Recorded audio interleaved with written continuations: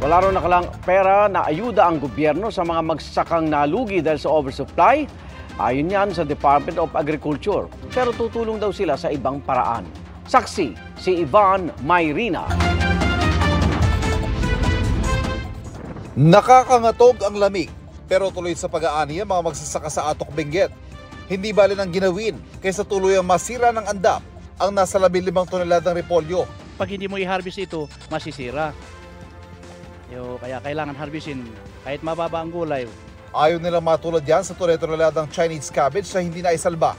Hindi kasi yan inani noong nakaraang linggo dahil bagsak sa 3 to 4 pesos kada kilo ang buying price. Nasira na ito.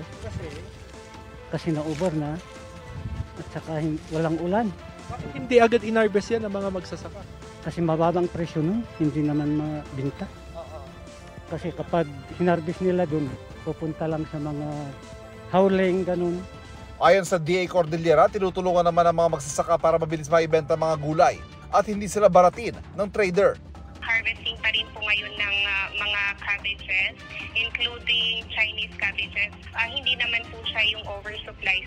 Sa pagtaya ni Agriculture Secretary Francisco Chu Laurel, nasa 30% o 3 sa bawat 10 kilo ng agricultural produce sa bansa ay nasasayang. Wala raw nakalaang perang ayuda para sa mga magsasaka na lugi dahil sa oversupply, ayon sa DA. As of the moment, our team at the DA is trying to figure out what we can give them. And as far as cash ayuda is concerned, I'm actually not a believer in that.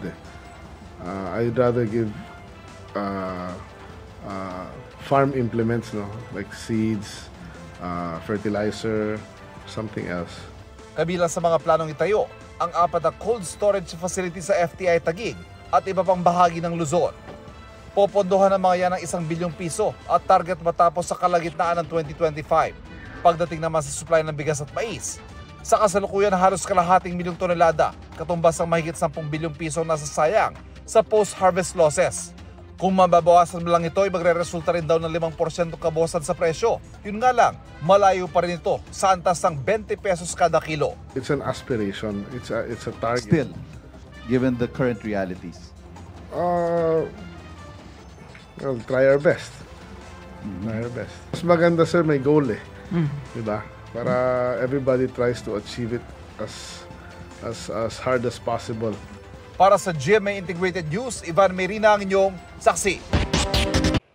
Mga kapuso, sama-sama tayong maging saksi.